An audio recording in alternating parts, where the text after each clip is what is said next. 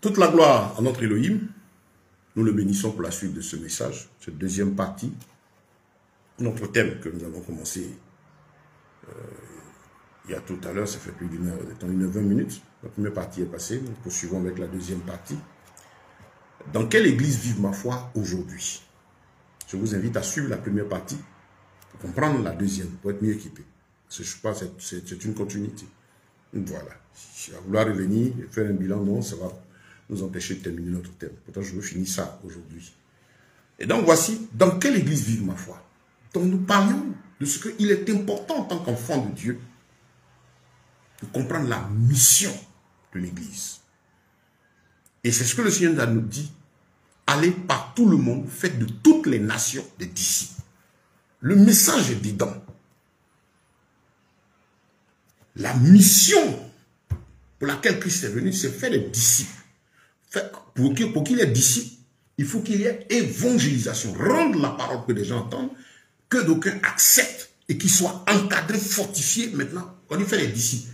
Ils acceptent, ils viennent, on les appelle au Mashiach, ils viennent, on les forme à vivre comme le Mashiach et rester ainsi jusqu'à la fin. C'est une mission difficile, une tâche lourde pour les apôtres, pour les chrétiens, pour tout le monde. Et là, ce n'était pas un appel spécialement pour les 12 apôtres, mais c'est pour tout le corps de Christ, nous tous, toi, moi. Notre mission, annoncer la bonne nouvelle. Évangile dit bonne nouvelle, la nouvelle du royaume. Et notre Seigneur, quand il a commencé à prêcher, Matthieu chapitre 4, 17, 18, il dit, il commença par prêcher, il dit quoi? Répandez-vous, car le royaume des cieux s'est approché. C'est ça la mission, le royaume des cieux s'approche. Le ciel et la terre qui sont là vont passer, parce qu'il faut que ça passe. À la nouvelle, l'éternité arrive dans le paradis céleste, le royaume, la continuité dans cette présence du Seigneur. Mais répentez-vous. Mais se repentir pour qui? Pourquoi? Changer de vie. Conformez-vous à la parole de Dieu. Le Saint-Esprit vous convainc de péché. Répands-toi de ton iniquité. Fuis le mal. Viens vivre dans la voie du Seigneur. C'est vrai, homme, tu es libre. Dieu t'a donné un cadeau qui respecte, qui est le libre arbitre. Le pouvoir de Dieu ou le pouvoir de Dieu. Il respecte cela pour tout être humain. C'est la seule chose qu'il ne faut pas enfreindre. Il n'en fait rien d'ailleurs. Il respecte cela. Et il veut que c'est avec ça que tu viennes à lui. Contrairement à Satan, qui s'en fout de ton libre arbitre. Il cherche toujours à posséder l'esprit. Les masses se retrouvent. La part des gens ne vont pas faire un impact direct à Satan. Des incroyants. C'est une petite classe qui va faire une alliance directe. C'est un peu le diable là-dessus. Depuis qu'ils font des alliances directes à lui. Quand la masse, elle subit Satan. Lui, il n'a pas besoin de ton avis pour te maîtriser. Pourtant, Dieu aussi n'oblige personne. Lui, il a besoin de ton avis, ton cœur, pour marcher avec toi. Dieu n'aime pas l'approbation des parents, de la tante, des oncles. C'est pourquoi la délivrance, ce n'est pas le fait de se libérer de ces oncles et de ces tantes qui disent qu'on est libre. C'est le fait, toi, d'ouvrir ton cœur sincèrement à Christ, qui l'amène à entrer dans ta vie et te libérer, t'affranchir. Ce n'est pas conditionné, ta délivrance n'est pas conditionnée par la prière qu'une équipe doit aller faire dans le village. Les hôtels de minuit, les ceci, tout ça pour, comme on a dit, pour entretenir la continuité du système. Parce que ceux, en fait, qui ne prêchent pas cette parole qui amène l'âme à aller directement vers le Messie, cette parole de l'autorité de la parole de Dieu qui a franchi tout de suite la puissance du péché, qui ne vous disent pas que ce Christ-là, son œuvre est assez puissante pour t'affranchir, parce qu'il te faut te donner à lui la base de la vérité. Dès que tu acceptes Christ, tous les ténèbres là sont vaincus. Quand Saul, le tasse, rempli, possédé, connaissant bien la loi, un bon croyant, religieux, mais n'ayant pas la révélation du Seigneur, s'opposait à Christ. Quand la lumière du Seigneur est descendue, il partait où? Sur le chemin d'Amas, il fait demi-tour. C'est instantané quand l'Esprit de Dieu descend, demi-tour. Changement instantané, délivrant, les démons sont désarmés. Quand tu reçois l'évangile sur la base de l'instant T, Satan est vaincu. L'œuvre de la croix, il a livré publiquement un spectacle. D'une certaine heure jusqu'à la 9e heure où il devait rendre l'âme. Sur la croix, qu'est-ce qui s'est passé? Ça ne s'est pas passé en 3-4 jours qu'il rend l'âme sur la croix. La Bible, il a livré publiquement ça en une journée, en un instant là. Quand là, son souffle est parti, tout a changé. Les ténèbres envahissent la tête. Tout est accompli. Tout ce qui te conseille, il a accompli à la croix. Regarde à la croix avec Yeshua. Il a tout accompli pour ton salut. Il a tout fait pour ta délivrance.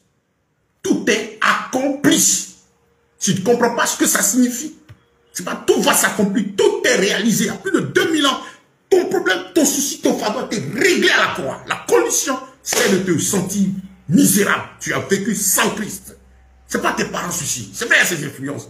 Mais ce n'est pas ça. Ce qui donne le droit à Satan de te maltraiter, c'est le péché. L'iniquité, le fait de vivre loin des voies du Seigneur. Et tant que tu es loin, donc toutes ces influences, ce qui a été fait, quand sans ta volonté, ce qui a été lancé, tout ça te suit. Et ça a pris forme, c'est devenu des personnalités solides à partir même du fait que tu as la volonté, tu as commencé maintenant à vivre toi-même aussi par ta volonté.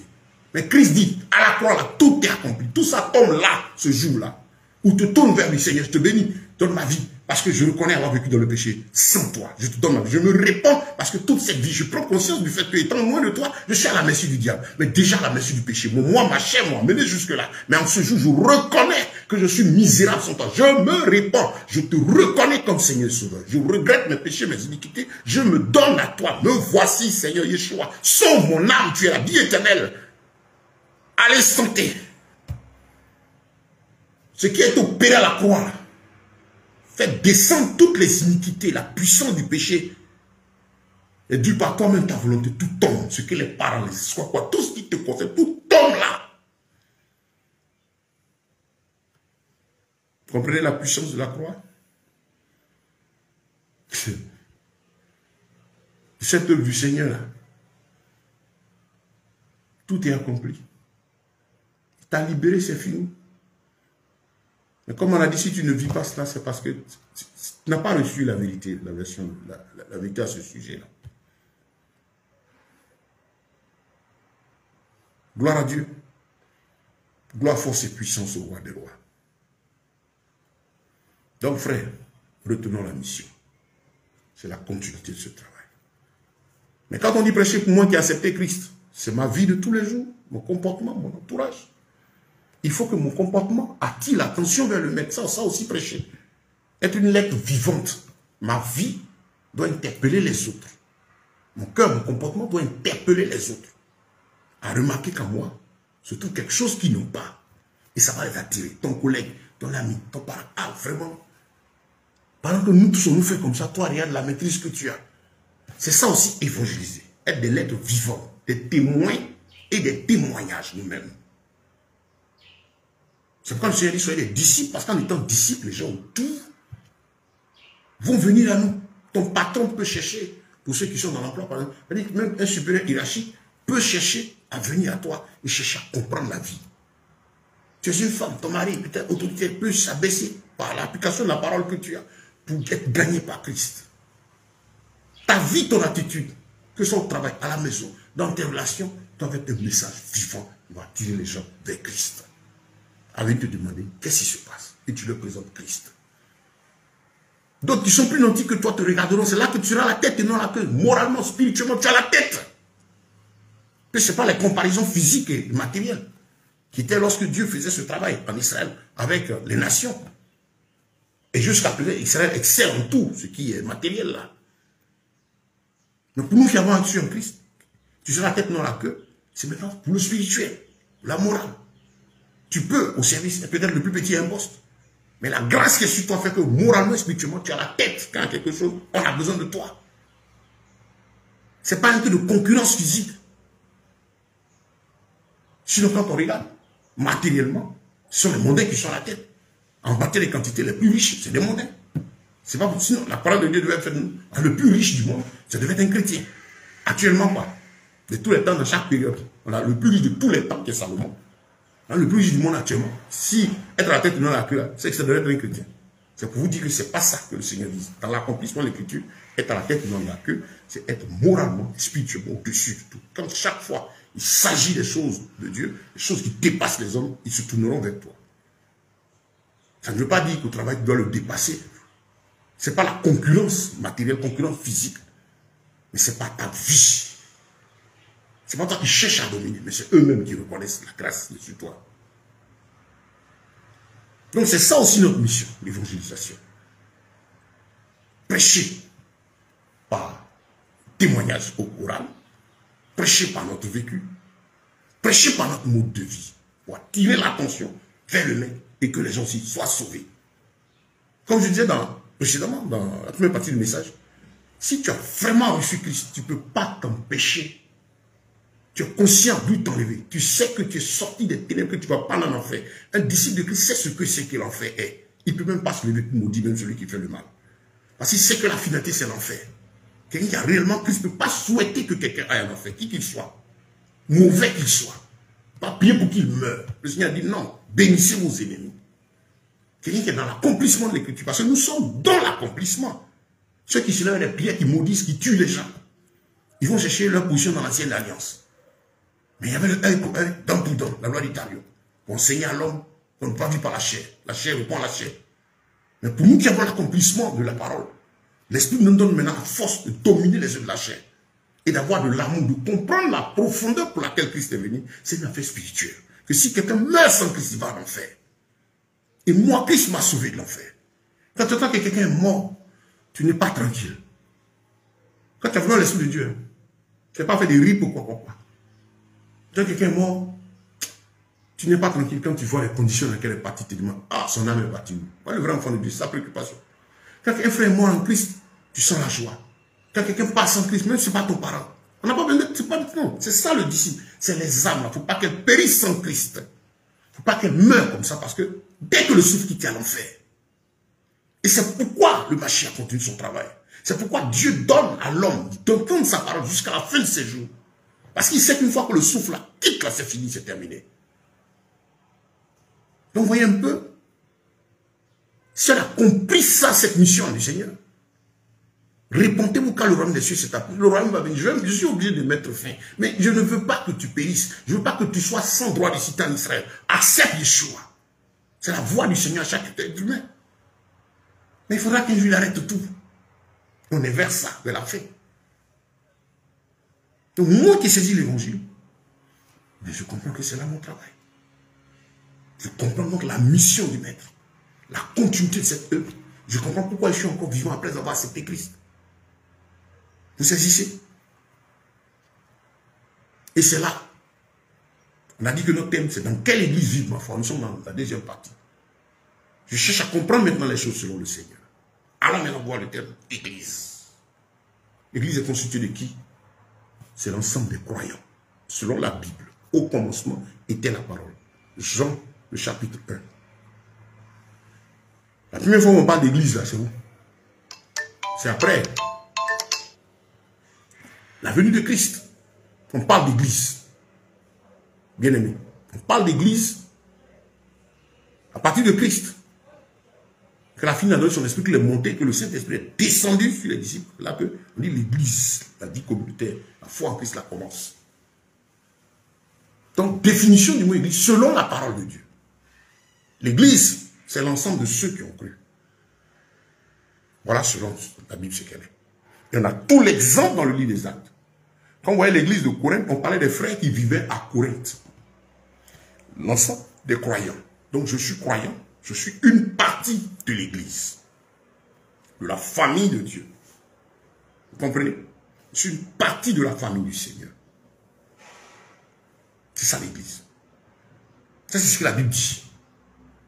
On vient à ce qui est écrit avant de voir les autres définitions. Si vous cherchez la profondeur, vous cherchez l'original. Nous ne sommes pas là pour excuser les définitions humaines. Nous prêchons pour que vous ayez la vérité, la base, pour mieux comprendre les détournements, les interprétations et faire votre choix. Voilà notre mission. Donc l'église, ce n'est pas les bateaux. Quand elle est née là, l'ensemble de ceux qui ont cru, ils vivaient comment leur foi? Déjà individuellement. L'église, l'ensemble de ceux qui sont cru, il faut donc que toi-même d'abord, tu sois le début, tu sois un croyant, un disciple. Ayant accepté Christ. Menant une vie de sanctification. Romains chapitre 12. Ne vous conformez pas au siècle présent, mais soyez transformés par le renouvellement de l'intelligence. Ce qui sera de votre part la volonté de Dieu, un culte agréable et raisonnable. Le service selon l'intelligence divine. Voyez, l'église, selon la Bible, c'était le rassemblement de ceux qui ont cru. Les premiers là. Les gens qui ont accepté Christ en esprit et en vérité. Ce n'est pas l'église biblique là, ceux qui ont cru par rapport à la version originale qui était la seule qui était là. Celle laissée au Seigneur, aux apôtres, aux disciples. C'est ça l'église. Sa définition, c'est l'ensemble de tous ceux qui ont cru, de tous ceux qui croiront. C'est ce que le Seigneur appelle mon église. Matthieu 16, 18, je bâtirai mon église. Il a son église à lui. L'ensemble de tous ceux qui ont cru. Donc, ces frères qui individuellement mènent une relation avec lui, qui à 2, à 3, vivaient leur foi en assemblée, se rassemblaient, montaient à la prière. Ces disciples, ils n'allaient pas à l'église. On n'allait pas à l'église. On ne peut pas aller à l'église parce qu'on est soi-même l'église. Par contre, on se rassemble. Il priait chez lui seul, il priait en famille, il montait aussi dans les assemblées, dans les points de rassemblement, dans les synagogues, partout où l'occasion se trouvait, de se retrouver aussi pour continuer, pour ajouter. Parce que ce n'était pas dans les rassemblements que leur foi se vivait seulement, c'était la continuité de la foi, la pratique de cette foi. C'est ça l'église biblique. Quand on parle de l'église de Corinthe, c'était les frères qui étaient dans la ville de Corinthe. Smyrne, Pergame, ainsi de suite, voilà toutes les définitions bibliques à propos. Ça, c'est l'église selon la Bible. Donc, de l'effusion de l'esprit jusqu'à pratiquement au 3e siècle après Jésus-Christ, beaucoup de choses se sont passées. L'église ne fut jamais dénominationnelle. C'est-à-dire avec un nom isolé. On parle de l'église de Christ. Il dit mon église. Donc, de là, de l'effusion de l'esprit là, jusqu'à un certain moment, on parle de l'église de Christ. Ce n'est pas le nom à mettre sur un bâtiment. C'est le nom donné à tous ceux qui ont cru en le Mashiach jusqu'à ce jour. C'est son église. C'est l'église de Yeshua, de Jésus. Mon église à moi. Constituée de disciples, d'hommes et de femmes, cherchant sa gloire, vivant selon sa parole. Et donc les choses se sont faites ainsi, comme vous lisez le livre des Actes, jusqu'à l'Apocalypse. Vous voyez tout ce temps. La vérité donc a commencé là. Et c'est ce que les frères vivaient. Ils se rassemblaient, ils priaient, ils intercédaient. Ils le faisaient seuls, ils le faisaient ensemble, ils le faisaient en groupe. Ils vivaient leur foi. Sous la houlette du Seigneur. Le culte pour eux, ils n'allaient pas au culte. Ils se rassemblaient pour continuer la foi. Pour continuer les cultes. Le culte signifiant service, moment d'adoration, ou les moments où les actes qu'on pose, j'essaie de simplifier, servent à rendre honneur au Créateur.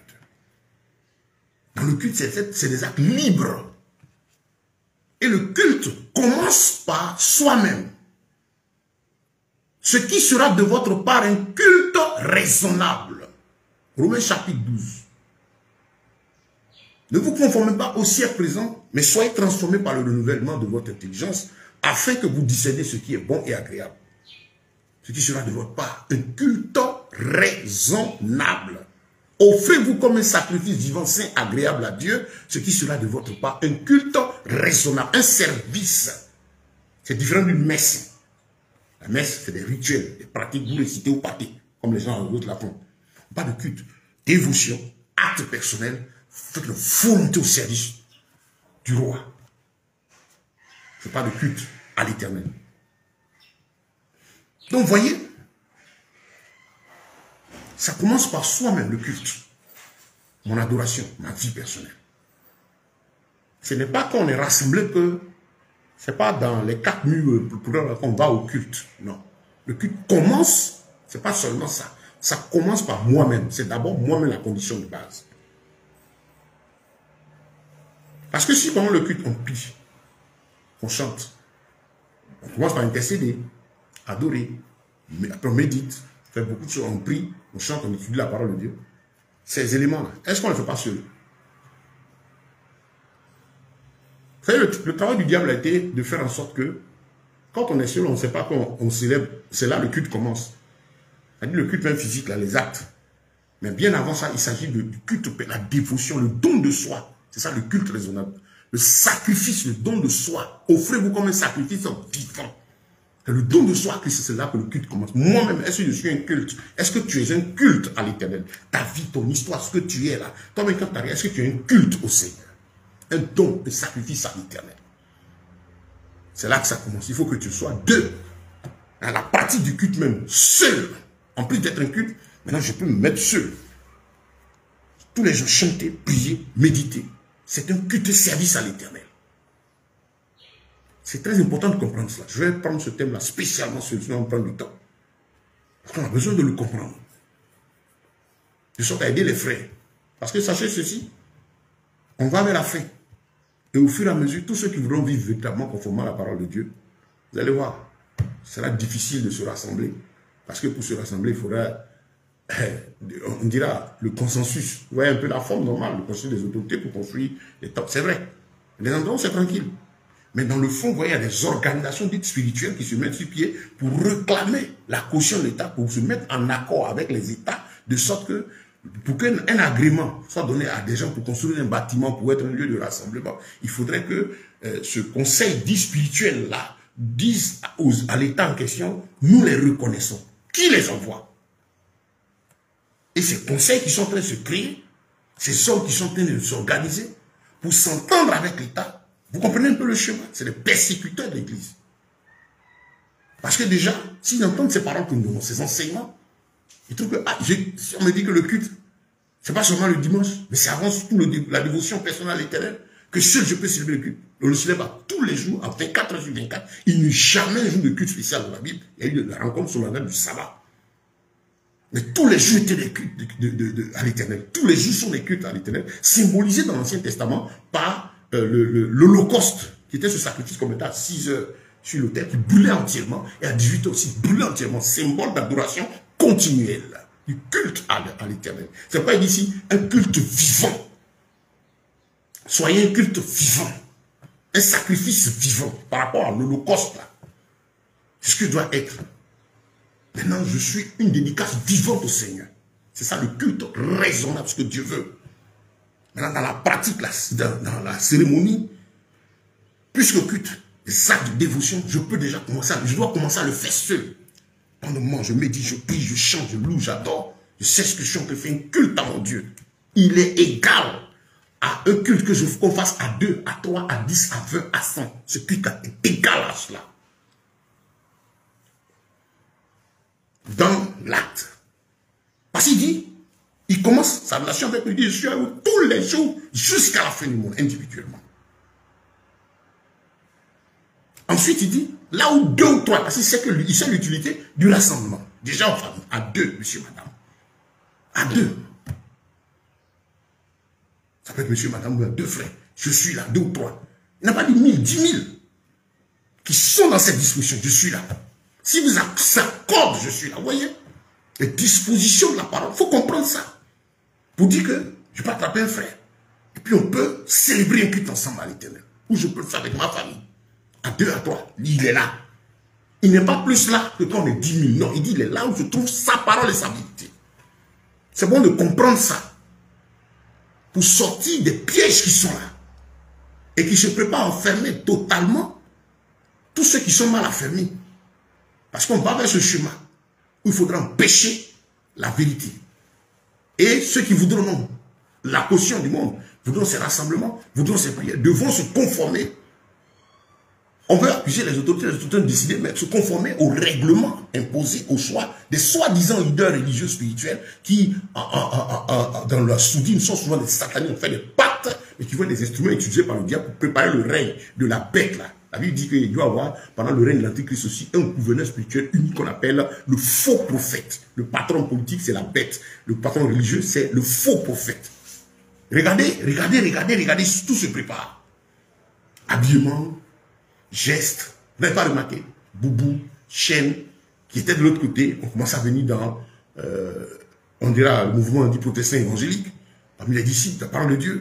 Ces choses sont en train de rentrer. Vous voyez le conformisme à l'habillement, des chaînes et tout.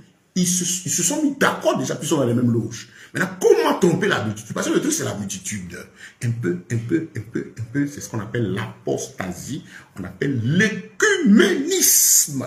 Tout mélanger. Et donc, toi qui ne voulais pas rentrer dans ça, tu ne pourras pas. Mais les actions ouvertes, tu seras obligé de vivre en clandestinité ta foi. Les pays même, c'est déjà ça. Brûle les églises. Tout ce qui est église, vrai ou faux, tout. Donc, il faut que tu saches la définition du mot église. Définition biblique.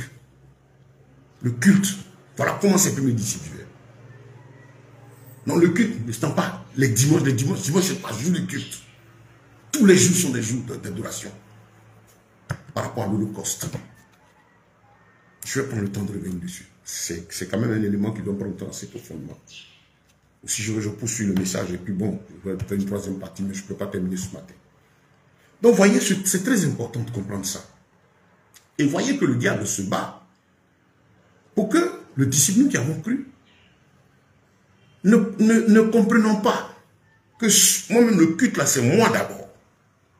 Ensuite, que dans la pratique même du culte, que le fait de m'asseoir, louer, célébrer le Seigneur, chanter, c'est un culte.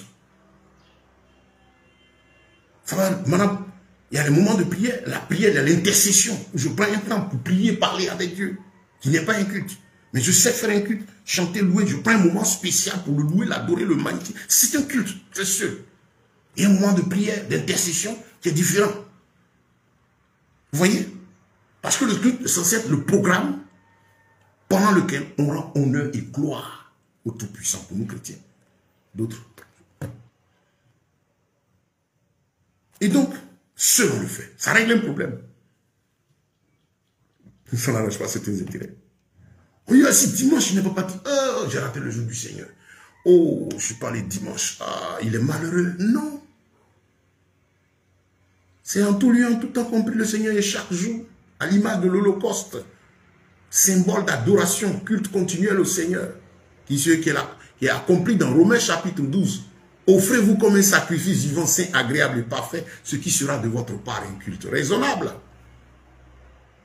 Dans l'ancien, on tue matin à 6 heures, on ne touche pas, on mange des autres, on pourrait prendre et puis aller faire la chose. Mais lui, il brûle jusqu'à l'assemblée, soit même chose. C'est le symbole de l'adoration continuelle qu'Israël maintenait à l'adoration du temps et dans l'accomplissement en Mashiach, notre vie sanctifiée en lui tous les jours. Voilà le culte. Donc il n'y a pas un jour de culte spécial. Il y a dans l'Ancien Testament, il y avait des rencontres solennelles, des jours de rencontres spéciales, tels que le sabbat, les rencontres solennelles, les samedis, les jours de fête. Mais ce n'était pas l'adoration, c'était des rencontres solennelles pendant lesquelles on adorait, on faisait aussi des cultes, mais ce n'était pas les jours d'adoration. Faites la différence entre les deux. Allez lire, revenez là, c'est ce que c'est. Maintenant, si j'ai compris que je peux le faire seul, qu'on le fait à 2, à 3, le reste c'est des rassemblements. Il y a maintenant le rôle des rassemblements, des assemblées. Des rencontres dans la Bible, les apôtres se retrouvaient à des moments pour continuer cette pratique-là. Mais ce n'était pas là qu'on disait que c'est quand on se retrouve chez Pierre ou chez Jean ou dans tel bâtiment, dans tel synagogue, là-bas qu'on est en train de servir et adorer Dieu. On continue ce qu'on a l'habitude de faire. C'est une continuité, c'est une pratique, c'est un service continu. Comprenez? Si en tant que disciple, je m'adresse aux disciples, à ceux qui ont la vision de l'aigle et qui recherchent la vérité, si tu as compris cela, tranquille. Ça veut dire quoi, tout simplement, bien-aimé? Oh, c'est merveilleux. Que tous les jours, j'ai un petit temps, je peux prendre même des choses, je peux prendre 30 minutes, pour faire un culte à mon Dieu, c'est un jour de repos. Le louer, l'adorer, mettez sa part. Tu as célébré un culte. Mais tu as choisi que, tu sais qu'il faut savoir ce que c'est, ce moment spécial pour adorer et magnifier. Ce n'est pas un moment pour demander, ce n'est pas un moment pour plaider. Aujourd'hui, vous voyez, en fait, les rassemblements du dimanche sont plus des cultes, hein, dans la pratique. Non seulement on fait croire aux gens que c'est là le culte, mais dans ce qui est fait. On a culte de miracles, on a culte de ceci. Voici des moments où il faut faire plaisir à l'homme, et ainsi de suite. Il faut savoir faire la part des choses entre le culte, le moment de prière, d'intercession, et ainsi de suite. Si on est en train de faire culte, c'est-à-dire tout ce qu'on va faire, cantique, par tous les actes, ça va honorer uniquement le Seigneur. C'est là que ça vous amène à faire attention aux cantiques. Voyez, écoutez les cantiques. Est-ce que le chant qui est chanté pendant la rencontre, on dit c'est une rencontre, c'est un culte. C'est pour dire aussi nos amis pasteurs, nous sommes enseignants. Soyez rassurés ceux qui ont besoin d'informations. Il y a un qui m'a appelé, qui m'a demandé, un frère qui m'a appelé. Il dit, ah, tu n'as pas un enseignement, tu n'as pas ça sur support, parce que peut-être souvent on de nous inviter. Je n'ai pas de temple. Je suis missionnaire, je travaille, je suis sur le terrain. Et nous sommes au service de l'Église. Quand on m'appelle, comme on m'appelle, je ne vais pas à cause du bâtiment, à cause du nom. Mais je le fais parce que je sais que c'est la voix de Dieu. Et il y a au moins une personne là-bas qui a besoin d'entendre quelque chose de la part du Seigneur. Voilà mon état d'esprit. Voilà. Donc, ceux qui ont peur pour leurs fidèles, et ainsi de suite, nous, on n'est pas dans cette logique-là. Notre travail, c'est d'aider les gens à s'attacher au Seigneur. Si vous recherchez la vérité, vous avez besoin d'être, on est là. Vous gagnerez à former vos assemblées selon l'esprit de la parole. C'est une victoire. Ça donne de la joie en tant que serviteur d'humain d'être, de voir cette... Vous gagnez quand les âmes sont bien éduquées par l'esprit, sont libres, sont affranchies, sont remplies de la puissance. Mais ça fait peur à certains. Pourquoi? Parce que n'étant pas eux-mêmes nés de nouveau, ayant l'esprit de la possession et lié à l'aspect matériel, voyant le ministère lié uniquement au gain matériel, à la ressource des paniers et tout ça. C'est difficile d'accepter que les âmes soient libres parce qu'une âme libre fait peur, on peut la perdre. Si ce n'est pas la dimanche, il y a 2-3 jours dans la semaine, il y a un autre jour, c'est le jour d'adoration, de service de Dieu. Et le message est donné, celui qui n'est pas instruit va penser que, ah, vraiment, j'ai raté ça. Donc, moi-même, Dieu, là, je ne sais pas. En fait, tu ne fais pas le programme qu'on t'a donné. Et donc, le service de Dieu, on ne sait pas ce que c'est. C'est le don de soi. Ma vie autour, là, c'est ça, le service de Dieu. Dans l'assemblée, c'est la continuité aussi. C'est toujours le service, mais c'est la continuité. Ce n'est pas ça seulement. C'est psychologique. Faute de connaissance, mon peuple est détruit. Donc les gens travaillent pour que nous n'ayons pas la pleine connaissance de cela. Et donc, les disciples ont vécu simplement. C'est pourquoi Pierre pouvait se retrouver ici prêcher aujourd'hui, demain se retrouver de l'autre côté. C'était l'assemblée des familles. Ça tournait. Ces hommes-là tournaient sur toutes les assemblées.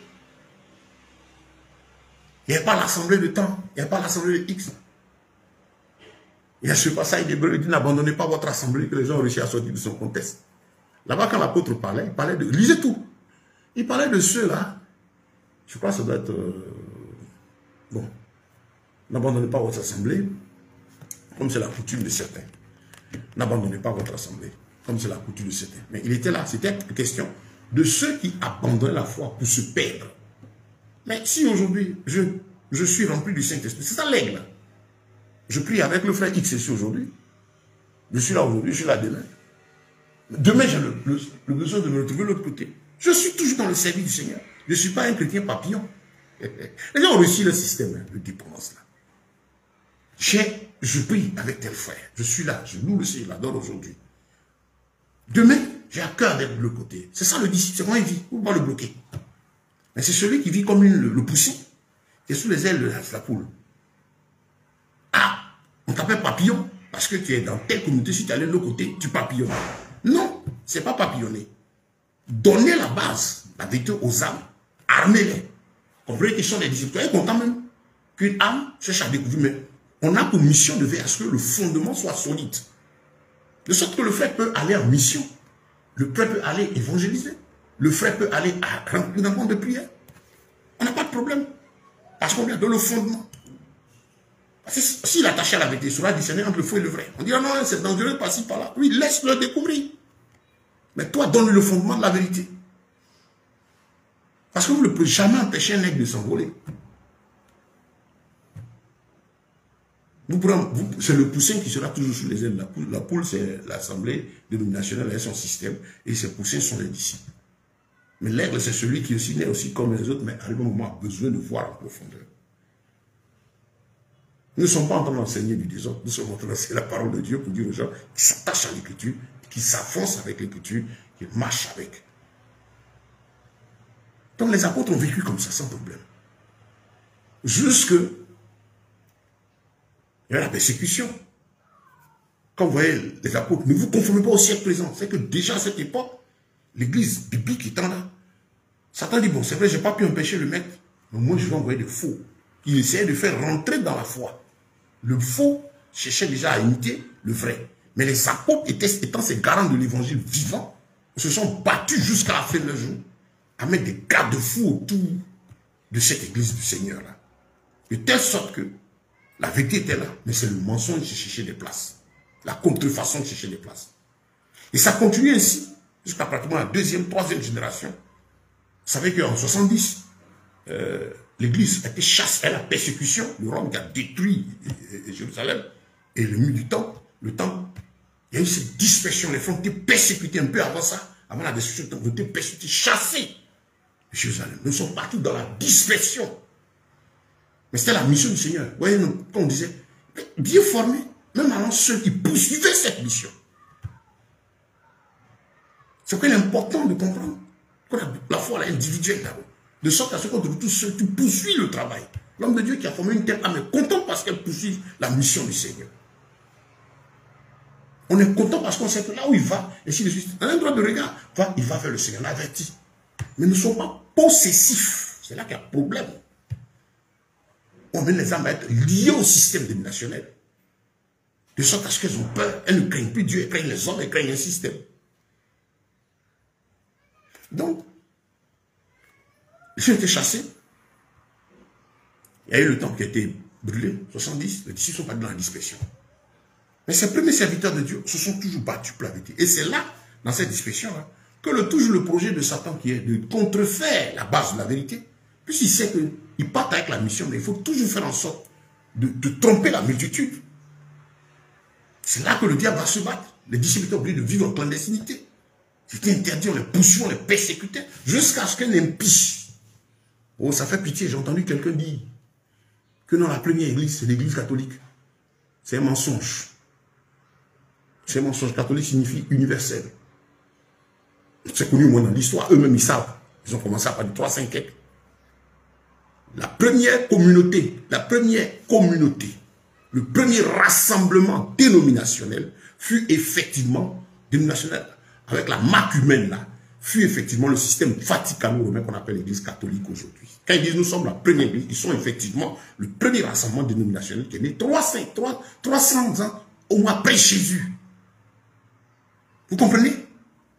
Tandis que l'église biblique, l'église vraie, ton modèle à toi, disciple là, c'est depuis le fusion du Saint-Esprit, préparé par la venue du Mashiach. Donc tu as toute l'histoire dans la Bible. 1 Jean chapitre 4. Tous ceux qui ont fait Yeshua venu en chair sont de Dieu. Ceux qui disent autre chose, c'est l'esprit de l'égarement et de l'erreur. Alors leur objectif, vous sortez de la parole. Ils savent ce qu'ils préparent. Quand aujourd'hui des gens disent que la première église, c'est l'église du système vaticano-romain. Ils vont après aller faire accepter l'adoration de la déesse là, Samiramis, appelée Marie là.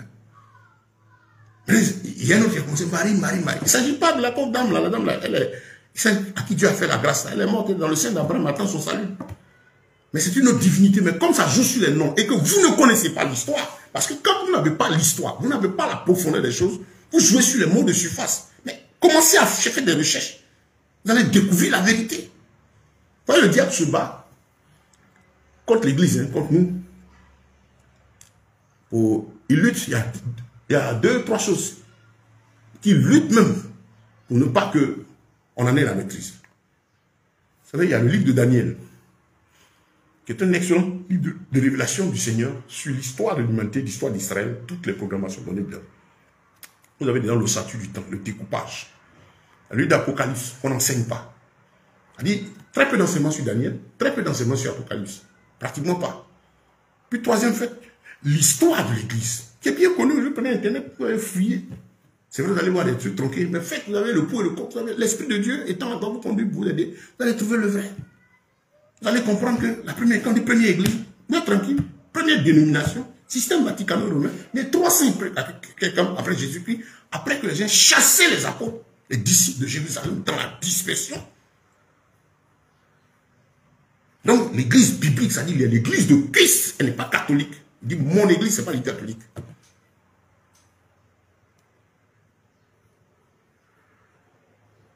Donc ceux qui disent ça, soit ils sont ignorants, soit ils sont ignorants, soit ils ont une mauvaise intention. Regardez leurs habillements, regardez leurs appareils, regardez leurs gestes. Beaucoup nous donnent à réfléchir. Est-ce qu'ils ne sont pas en mission? Vous préparez le terrain pour faire accepter le système vaticano-romain. Est-ce que ce n'est pas les disciples de ceux-là, écuménistes, là, qui amènent les âmes à se fixer sur eux, les habits spécialisés, cannes, tout ça, tout cet appareil religieux, ils ont commencé à récupérer.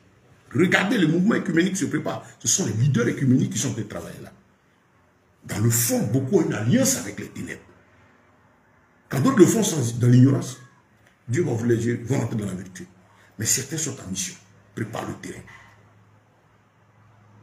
Donc, le premier groupe dénominationnel, la première fois où l'équipe va porter un nom, c'est à partir de Constantin. Ce roi impie, allez lire son histoire. Ce n'était pas un disciple de Christ. Ce roi a vu Constantin une opportunité. Parce qu'il s'agissait toujours d'étendre la royauté, la puissance. Et donc il voit que Il y a cet élément, la crainte de Dieu. Quand on parle de Dieu, les gens ont toujours peur. Donc, il a utilisé comme moyen pour pouvoir davantage asseoir son règne. Donc, il va, soi-disant, d'après lui, se convertir. C'est lui qui dit, il est parti, il a vu quelque part la croix pour une première fois. Et ça, après, quand son histoire, vous allez voir l'histoire des croix. Qu'il est allé, il a vu une croix qui est apparue. Ce n'est pas Christ qui lui apparaît, c'est croix qui lui apparaît. Suspect. Regardez le système. C'est lui qui fut après le premier pape, papa et père. Tu n'appelleras personne mon père. C'est lui. C'est quoi tout ça? Il dit que c'est là que la première église. Première église dénominationnelle, oui. Le premier officiellement à se notamment papa et père, contrairement à la parole de Dieu, défie ayant le Saint-Esprit. Le premier pape. Et donc le système vaticano-romain est la première, dite, s'il faut dire, église, le premier rassemblement de personnes dénominationnelles avec une marque spéciale. Et c'est comme ça que quelqu'un prend le règne, il va utiliser la foi qui était la parole de Dieu comme moyen d'installation de sa puissance davantage. C'est là qu'il va instituer la foi dite. Il a dit que la vie chrétienne va prendre cela pour l'instituer comme religion d'État. Christ n'a pas dit de faire ça. Pour l'imposer. Il y a beaucoup de choses déjà dans la parole de Dieu qui lui permettaient d'asseoir davantage son règne sans trop d'efforts. Oui, il continue à faire les gains, il pouvait faire l'économie, il s'est rendu compte qu'il pouvait faire l'économie de certaines choses en amenant les règles. C'est là que, par exemple, on va faire le retour en force. Ils prennent dans l'ancienne alliance le retour en force de certaines institutions, de certaines obligations, de certains impôts. Et un élément très important qu'ils vont trouver dans, c'est la dîme. Le retour en force de la dîme. Le retour en force de beaucoup d'impôts. Des obligations à donner maintenant. Ça continue de collecter les impôts, mais ce sont des obligations à donner en s'appuyant sur les écrits de la parole. Sinon, avec les apôtres, les gens continuent de donner. Mais on ne voyait plus cette affaire de dîme. Mais c'est à partir du système vaticano-romain, quand l'église dénominationnelle est née, qu'il fallait tous des moyens pour continuer la pression sur le peuple, garder le côté financier, que ces retours-là de loi vont venir. Et donc, de l'an 305 après Yeshua, de Constantin, jusqu'à pratiquement 1500, le système vaticano-romain a pesé sur le monde religieux. Le système de la papauté a pesé sur le monde religieux. Ils ont commencé à implanter ça comme mode de vie. Ça a commencé à devenir des obligations. Les gens étaient persécutés, ils étaient même interdits. Quand il s'est mis à régner sur Constantin et son club, il dit, bon, arrangeons-nous pour que les gens n'aient plus accès à la Torah. Toujours le même projet de Satan qui a empêché la parole de Dieu. C'est là qu'il se combat pour empêcher la loi. C'est comme ça qu'ils ont commencé à retirer, se battre, poursuivre les disciples, tous les éléments de Torah, les rassembler, les lois, les évangiles, les rassembler pour les cacher dans les profondeurs de leur truc. Quand ils vous disent non, nous on a la vérité, mais faites-le sortir. Non, toutes les vérités sont détenues là-bas. On va dans les sous-sols, là, tous les crânes de mort, des cultes de ceci, des reliques de cela, des lois. Mais parce qu'ils sont menés sur combat pour tout ramasser, aller cacher. Parce que Satan, utilisant ce système-là, s'est mis à dire il faut empêcher, comme de tous les jours, les gens s'attachent à l'écriture. C'est comme ça que pendant près de 1000 ans, il était interdit de lire la Bible. Non, c'est compliqué, tout le monde parlait. Mais les gens vivaient. Ça continue même dans le système vaticano-romain. Ils ne sont pas attachés à la Bible, ils ne la lisent pas. Ils ont fait une tradition œcuménique de la Bible. Œcuménique, c'est-à-dire une tradition d'accord, de consensus. Dieu, ce n'est pas consensus. Dieu, c'est sa parole. Donc, ça va entraîner un conflit entre le système vaticano-romain, un moment avec Israël. Parce qu'Israël s'attache à la Torah. Et puis, les chiffres qui ont suivi, on parle de deutérocanonique. Ils reconnaissent certains livres, ce qui fait les 66 qu'on a dans les Bibles traditionnelles là. Et puis, dans le temps, vous avez 10 à 11 livres de plus qu'on appelle les apocryphes. Et ce qu'ils amènent, les apocryphes là, Israël dit non, on ne reconnaît pas. Parce que ces 11 livres là, quand vous regardez, on dit qu'ils ont été écrits, les Silassi, les quoi et consorts, ça a été écrit dans la période de silence où le dernier prophète s'est tué en Israël, de Malachie jusqu'à Jean-Baptiste là. Il y a eu au moins 400 ans de silence. En tant que le système vaticano-romain amène ces livres-là, dans cette période de silence, c'est là que ça a été révélé. Et Israël, qui est le garant de cette loi, le Seigneur là, il dit non, on ne reconnaît pas. Et ils disent non, ces gens-là sont apparus à cette époque-là. Et ces révélations, c'est quoi? Ils ont mis dedans. Mais Israël ne reconnaît pas, parce qu'il n'y a plus de prophète qui a parlé jusque-là. Ça, au moins, c'est la vérité. Et d'où le conflit entre le système vaticano-romain et Israël. D'où la bataille qu'ils sont aujourd'hui en train de mener, c'est mettre la cabale au cul derrière pour aller reconstruire le 3e temple. Où l'Antichrist va aller s'asseoir. La faux prophète, la bête, là, va aller s'asseoir. Quand on ne connaît pas, on est en danger. Mais Dieu est fidèle. Je sais que c'est le temps de la lumière pour l'Église, le temps de la vie pour l'Église. Et donc, frère, cette histoire, c'est bon de la connaître. Le diable ne pas que on connaisse l'histoire.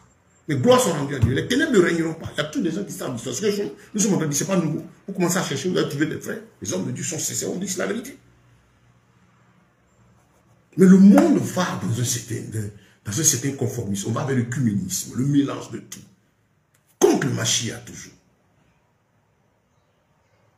Mais gloire soit rendue à Dieu aussi, il a ses instruments aussi qu'il garde. Et donc cette bataille est là. Le travail pour ne pas que les gens cherchent. Ils ont fait Internet. C'est des intelligences qui l'ont fait aujourd'hui. C'est un outil de communication et d'information aussi rapide. Où il y a d'abondance de faux et aussi le vrai. Et c'est là que nous encourageons, frère, faites des recherches. L'histoire de l'Église. Vous fuyez. La première Église dénominationnelle, vrai ou faux. Vous fuyez, faites des recherches, mettez ces mots-là. Les informations sont là. Ce que nous disons, ce n'est pas nouveau. C'est des choses qui étaient réservées que dans les livres, bon, il fallait aller chercher. Mais aujourd'hui, vous avez tout ça disponible. Fuyez pour vous cultiver. Mon peuple est détruit parce qu'il lui manque la connaissance. Il te faut être cultivé. Maintenant, on a besoin de ça, savoir l'histoire, pour ne pas être trompé. Vous voyez un peu dans ce qui se passe aujourd'hui, au niveau dans nos États. Il y avait l'histoire de la colonisation. Il y a ce que le colon a fait comme travail, et il y a ce qu'il a écrit sur les livres pour pouvoir manipuler, continuer de manipuler l'esprit des peuples qui colonisent. Il y a ce qu'il a donné, qu'il veut qu'ils aient comme savoir. Sachant qu'il y a la vérité qu'il a, qu'il ne veut pas qu'ils sachent. C'est pas nouveau. C'est là que se pose le problème où les gens disent non. Ils sont venus à la Bible pour coloniser les Noirs. Non. Non, ils ne sont pas venus à la Bible pour coloniser les Noirs. Qui sont ceux qui sont venus coloniser? C'est les gens du système vaticano-romain, là. Les gens de ce club-là, dominateur, qui avec ce vieux projet de garder le gouvernement mondial, commencé depuis Nimrod, le projet de domination sur le monde, c'est les mêmes, là. Mais qu'est-ce qu'ils utilisent comme Constantin a réussi? Ils utilisent l'aspect crainte. Dieu a mis quelque chose en l'homme qui est la crainte de l'éternité. L'âme là aspire toujours à l'être supérieur. Et c'est normal que ce de lui aurait été tiré. Donc comme ils savent qu'en parlant du Créateur, tout de suite ça crée la crainte, c'est un instrument puissant pour gagner les peuples. Ils étudient les peuples, ils voient que ces peuples sont très religieux, très adorateurs. Donc il faut leur amener aussi une divinité supérieure. Quand vous allez prendre par exemple sur les accords, vous allez parler de plein de divinités. Mais on te parle de Nyamie Pli, l'être suprême. Le blanc dit, ah tiens, ça c'est bien. Moi je t'amène un Nyamie Pli. Et dans la Bible, il ne bouge pas, il ne donne pas la profondeur. Et comme il vient avec quelque chose d'extraordinaire, si tu ne fouilles pas bien, tu n'as pas de relation avec ce Nyamie Pli, tu vas dire, ah c'est comme ça. Donc ils ont utilisé les traditions des gens, des éléments à l'intérieur favorables à l'expansion, à l'acceptation de leur projet. C'est le même truc que Constantin a fait pour coloniser l'Europe. Il n'y a pas les Noirs là. Ce n'était pas uniquement les Noirs là, c'était plus blanc là-bas. Dans le règne de Constantin. Il a pu persécuter les peuples en Angleterre, peu partout, pour installer le règne du système vaticano-européen, pour installer le règne de ce loge mystique, avec l'habillage religieux. Il y a beaucoup de choses dedans. Il y a beaucoup de choses dans l'histoire de l'Église. On ne peut pas tout donner. Si je vous invite à faire des recherches dessus, j'ai un livre même que j'ai écrit, dans quelle église vive ma foi aujourd'hui par rapport au thème là, vous pouvez m'écrire pour vous le donner, à télécharger pour votre édification. C'est beaucoup de choses. L'objectif de l'enseignement aujourd'hui, c'est de canaliser les choses, mettre moins dans le statut des choses, pour que vous puissiez poursuivre vos recherches et ne plus être séduits. Le temps des ténèbres, c'est passé pour le disciple. C'est le temps de la lumière pour nous. Ceux qui se plaisent dans la ténèbres s'endurciront davantage. Mais le Seigneur a dit, l'on verra de nouveau la différence entre celui qui le sait et celui qui ne le sait pas. C'est-à-dire les mondains, les gens qui croient, ils verront la vérité en face. Chacun pourra faire son choix, bien aimé. Donc, chers frères et sœurs,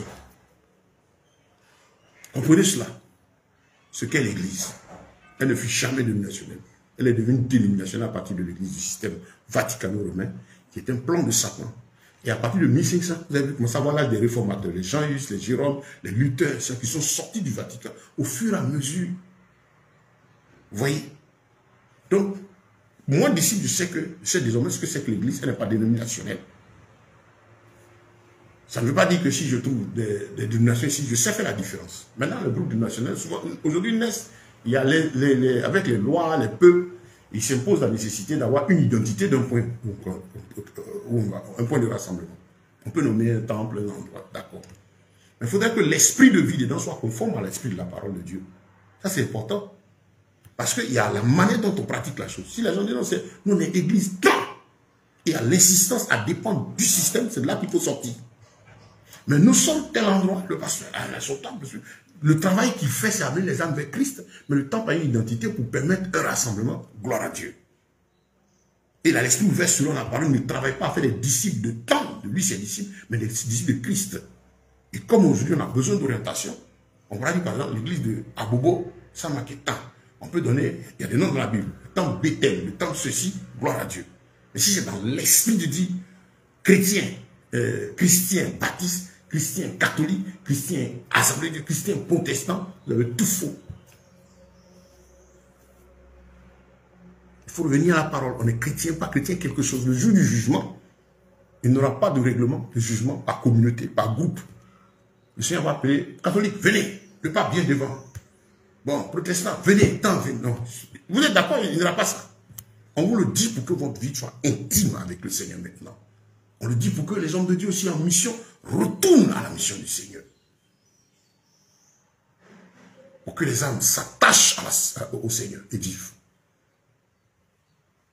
Bien-aimés, revenez à la parole.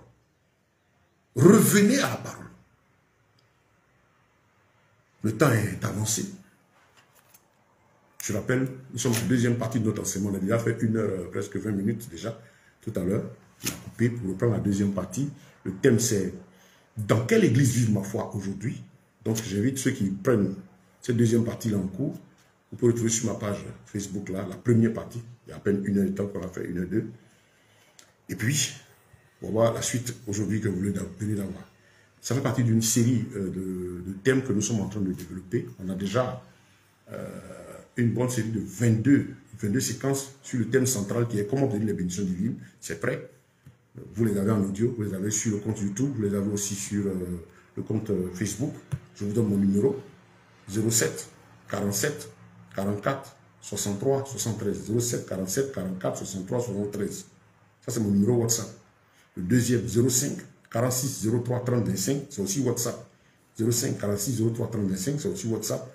M'écrit pour que je puisse vous envoyer aussi ces enseignements-là déjà. Ce qui est disponible là. Les 22 parties là, vous pouvez les avoir. Hier, nous avons traité le thème attention à l'évangile de prospérité aussi en 2 parties. Aujourd'hui, il y a ce qu'on a fait. Tout est disponible en audio. Vous savez, à cause de la connexion Internet, le plus souvent, c'est plus facile de les lire en audio. Voilà, donc si vous les avez, vous les voulez, vous nous écrivez, je vais vous les envoyer gratuitement. Ce n'est pas payant. Vous pouvez aller aussi sur le compte YouTube. Je vais mettre le lien du compte YouTube sur ma page. Vous allez sur mon compte YouTube, vous avez toutes ces vidéos-là. Bon, les 2 d'aujourd'hui, il faut qu'on récupère la vidéo, qu'on la travaille pour la mettre sur YouTube. Vous pouvez les suivre là-bas. Ou sur le compte Facebook, vous les avez. Tout est gratuit. Notre mission, vous donner la parole. Si vous trouvez que ça vous édifie aussi, partagez pour sauver le maximum de personnes. Le Seigneur nous aide et nous soutient. Par le travail de nos 10 doigts, nous entreprenons faire beaucoup de choses que Dieu nous permet de faire. Avec le soutien aussi extérieur d'autres personnes, nous travaillons en tout cas. Nous disons, comme le Seigneur dit, donnez le moment à manger. Nous battons pour avoir les moyens pour pousser cet évangile-là. Et donc nous sommes dans une série de, je peux dire une petite vitesse, d'ici, on va finir une série de thèmes là. Donc ça, plus les 22 parties du thème central. Et puis tous ces enseignements, on s'apprête à tout mettre sur des clés USB pour les distribuer gratuitement. On va donner à des frères, vous pouvez les recopier, passer à d'autres. C'est important, parce que les gens sont plus attachés au portable aujourd'hui. Voilà, et ceux qui... ça va aider beaucoup de personnes. Donc, et par la distribution des clés USB, les messages dessus, et par la distribution... on a des campagnes d'évangélisation aussi que nous faisons. Dieu nous a fait la grâce aussi de commencer à rassembler un matériel d'évangélisation. Tout ça, ou les plénières, les actions à mener. Et donc, on fait ce travail-là aussi de la part du Seigneur. En tout cas, tous les moyens pour que la parole de Dieu soit prêchée. Premier objectif, ramener à lui tous ses enfants. Comme il a dit, je bâtirai mon église. Le séjour des morts ne prévaudra point contre elle. Tous les véritables fils et filles de Dieu, il y en a qui tiennent sur la vérité. Quand ils entendent tout ça, ils se fortifient. Que Dieu vous bénisse, vous fortifie davantage. Continuez ce que vous êtes en train de faire. Et nous sommes là. Unissons nos forces aussi. On peut s'appeler, se connaître, si nous sommes dans les mêmes environnements, pour travailler davantage, développer ce travail du Seigneur. Moi, je suis ouvert, je travaille avec le corps de Christ. Et ensuite, vous pouvez participer comme vous voulez.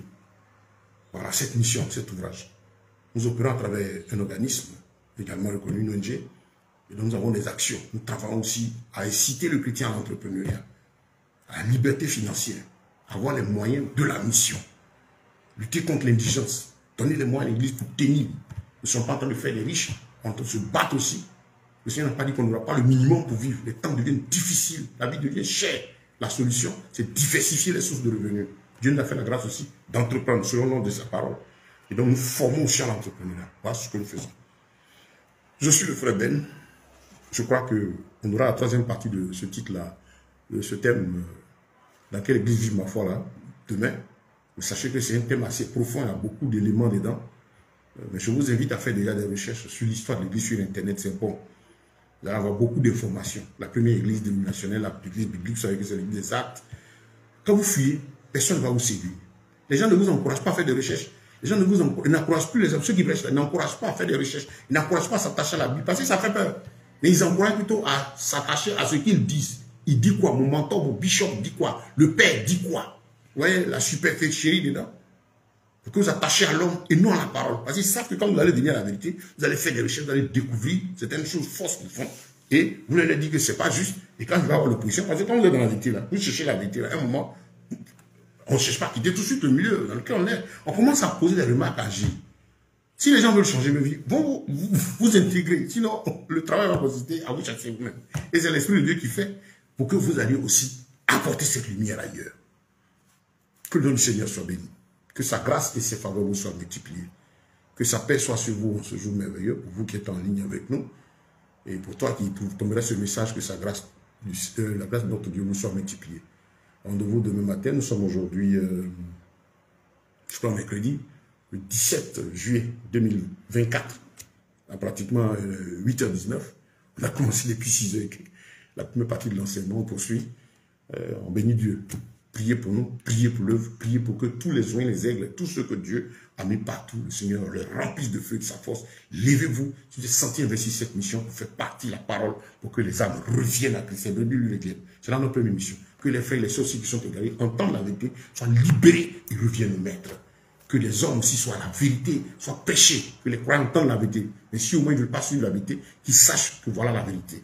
Que ceux qui ne sont pas convertis, ceux qui sont encore dehors, qui ont besoin de Christ, qui sont de la bergerie, qui rentrent, mais que le monde entende la vérité, de sorte que tout soit complet. Au dernier jugement, les uns ne diront pas, je n'ai pas entendu. Et cette bonne nouvelle du royaume sera prêchée à toutes les nations, et c'est alors que la fin viendra. Matthieu 24, le verset 14. Avant, il dit, la charité du plus grand nombre se refroidira. Mais celui qui persévérera jusqu'à la fin sera sauvé. Et à la fin, la bonne nouvelle, l'évangile de la repentance, la nouvelle naissance, l'appel des cœurs à sanctification, le retour glorieux de Christ sera enseigné. N'est-ce pas ce que Dieu est en train de faire? N'est-ce pas pourquoi le Seigneur te permet d'entendre là et te lever aussi pour sa cause? Soyez bénis, soyez fortifiés dans le nom du Mashiach, de Yeshua, notre bien-aimé Seigneur et Sauveur. Amen. Frère.